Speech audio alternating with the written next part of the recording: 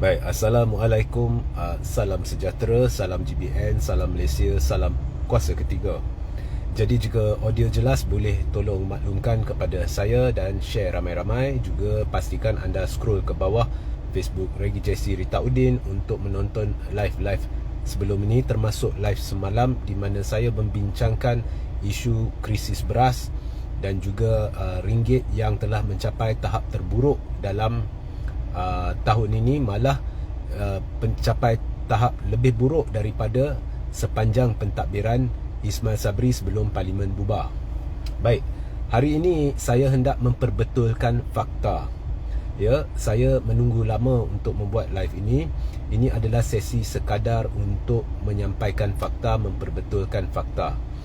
Jadi ada peristiwa yang tercetus di Parlimen, saya tidak ingin masuk mendalam.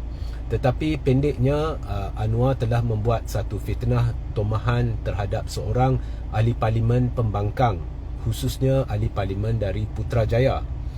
Jadi selepas Anwar membuat fitnah itu, mengapa saya kata fitnah? Kerana Anwar tidak menampilkan sebarang bukti. Ya.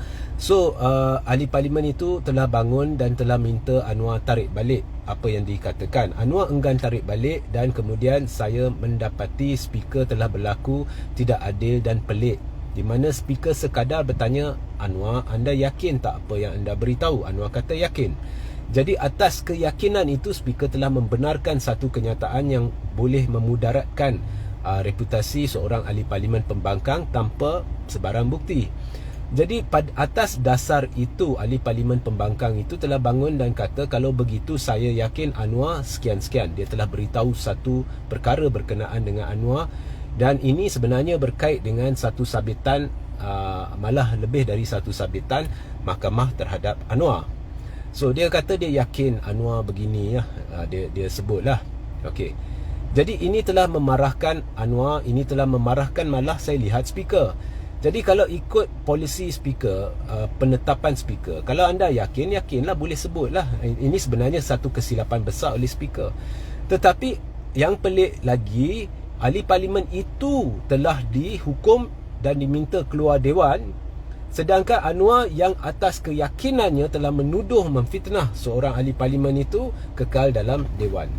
So ini memang luar tabi'i benda yang berlaku.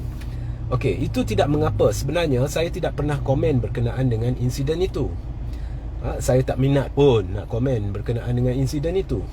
Tetapi malangnya, selepas itu ada pihak yang telah membuat laporan terhadap ahli parlimen dari pembangkang, kerana ahli parlimen itu didakwa telah melakukan ini, melakukan itu. Pendek kata, apa yang dia lakukan bila dia kata dia yakin Anwar adalah ini, Anwar adalah itu, tu semuanya adalah satu perkara yang perlu disiasat dan diambil tindakan.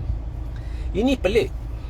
Sebab hari ini saya nak jelaskan bahawa Anwar memang pernah disabit bersalah atas tuduhan berkait dengan kesalahan rasuah di bawah Akta SPRM, dan dia telah melalui proses mahkamah sehingga muktamad di peringkat Mahkamah Persekutuan dan memang bersalah. Anwar juga pernah disabit bersalah dalam tuduhan meliwat. Dia ada liwat pertama, ada liwat kedua. Ini adalah fakta, bukannya auta. Okey. Malah jika ada ahli parlimen yang sentuh benda tu dan kemudian ada laporan kononnya perlu disiasat dan sebagainya, ini adalah satu kerajaan yang bermaharaja lela, kerana itu adalah fakta, ada dalam rekod. Dan ini tidak boleh diubah sebab ia melalui proses mahkamah penuh. Jadi saya nak tumpukan kepada kesalahan kedua, kes liwat kedua. Jadi bukan niat saya nak ungkit isu ni, saya tak pernah ungkit. Tetapi memandangkan ianya sudah menjadi isu, maka saya nak sahkan dan saya nak beritahu sejelas-jelas mungkin, Anwar telah disabit bersalah hingga ke peringkat mahkamah tertinggi yang tidak boleh lebih tinggi dari itu, iaitu Mahkamah Persekutuan, atas kesalahan meliwat, dan Anwar telah dihukum penjara. Selepas itu, apabila Pakatan Harapan di bawah Tun Mahathir pada ketika itu, pada bulan Mei 2018, berjaya membentuk kerajaan, dokumentasi-dokumentasi telah disediakan oleh Muhammad Azmin Ali dengan bantuanlah Muhammad Azmin Ali. Dan dalam masa singkat saja, beberapa hari sahaja, Anwar diampunkan. Secara spesifiknya Anwar diampunkan, tak silap saya, 21 Mei 2018. So dalam masa singkat selepas Pakatan Harapan mengambil alih, Tun Mahathir telah memenuhi janjinya dan menandatangani petisyen pengampunan, dan ini menjurus kepada Anwar telah diampunkan dalam masa yang singkat. So saya nak berhenti sini sekejap, ya. Saya nak beritahu, penyokong-penyokong Najib telah ditipu sebelum PRU 15. Kalau benar apa yang dikatakan oleh orang-orang tertentu dalam Barisan Nasional, kononnya jika BN menang atau BN berjaya bentuk kerajaan, maka Najib akan diampunkan, anda lihat sahaja proses pengampunan Anwar tu masanya begitu singkat. Ini dalam masa itu permohonan belum lagi, dokumentasi belum lagi disempurnakan bagi kes Najib. Okey, tak apa, itu kes Najib lah. So berbalik kepada kes Anwar, maka Anwar telah diampunkan. Bila Anwar keluar dari penjara, dalam banyak kenyataan Anwar memberi gambaran lah. Saya tak nak masuk kenyataan ini ke kenyataan itu ke kenyataan A ke kenyataan B ke, tapi Anwar telah memberi kenyataan yang gambaran yang tidak betul bahawa dia telah diampun, sabitan bersalah dia diampunkan. Kerana di bawah perlembagaan yang di-Pertuan Agong maupun Raja-Raja Melayu tidak boleh mengampunkan sabitan, dia hanya boleh mengampunkan hukuman. Maka bila Anwar dapat pengampunan penuh, hanya hukuman diampunkan, maknanya Anwar telah keluar penjara lebih awal, tapi sabitannya tidak pernah diampunkan. Atau lebih tepat lagi, sabitannya tidak terbatal. Maaf ya, sabitannya tidak terbatal. Kerana tidak ada proses pengampunan yang boleh batalkan keputusan Mahkamah Persekutuan. Ini fakta yang saya sedang ceritakan kepada anda, dan ini adalah berdasarkan Perlembagaan Persekutuan. Tidak ada sesiapa yang boleh sentuh anda selagi anda berkata perkara-perkara yang betul dan menurut Perlembagaan Persekutuan. Jadi tidak ada sesiapa yang sabitannya boleh dibatalkan berdasarkan pengampunan. Dan maknanya gambaran yang diberikan oleh Anwar adalah palsu atau tidak tepat, atau Anwar terkhilaf, mungkin Anwar tidak tahu, saya tak tahulah, atau Anwar menipu, saya tak tahu. Tetapi apa yang saya tahu adalah seorang peguam telah memfailkan saman untuk mencabar keputusan pengampunan itu. Dengan spesifiknya, seorang peguam telah memfailkan saman pemula terhadap kerajaan dan lembaga pengampunan. Di dalam saman pemula tu, kalau kita menurut media, ya, berita harian lah, apalah, dia ditulis sana bahawa peguam itu memfailkan saman mencabar keputusan pengampunan Anwar kerana menurut peguam itu, masa itu lembaga pengampunan belum sempurna ditubuhkan, jadi pengampunan tergesa-gesa dan sebagainya. Itu yang media laporkan. Tetapi apa yang media saya lihat tidak melaporkan adalah itu hanya satu sebab dia failkan saman. Satu lagi sebab dia failkan saman ialah kerana dia mencabar ataupun tidak setuju bahawa pengampunan itu boleh melibatkan pembatalan sabitan. Okey, so itulah saman yang difailkan. Jadi pihak Anwar pula cuba membatalkan saman itu, dan Anwar tidak berjaya di peringkat Mahkamah Tinggi. Dia nak batalkan saman itu, tetapi di peringkat Mahkamah Rayuan Anwar berjaya membatalkan saman itu.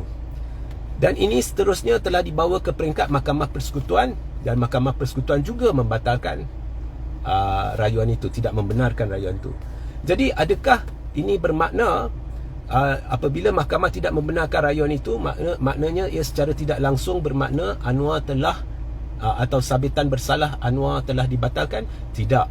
Sebenarnya sebab mahkamah tidak membenarkan rayuan itu adalah kerana mahkamah mendapati memang tidak ada apa-apa di dalam, ya, dokumen-dokumen pengampunan Anwar yang memberi petanda atau memberi petunjuk ataupun mencadangkan bahawa sabitan Anwar telah dibatalkan. Maknanya peguam-peguam itu telah menang dalam kalah.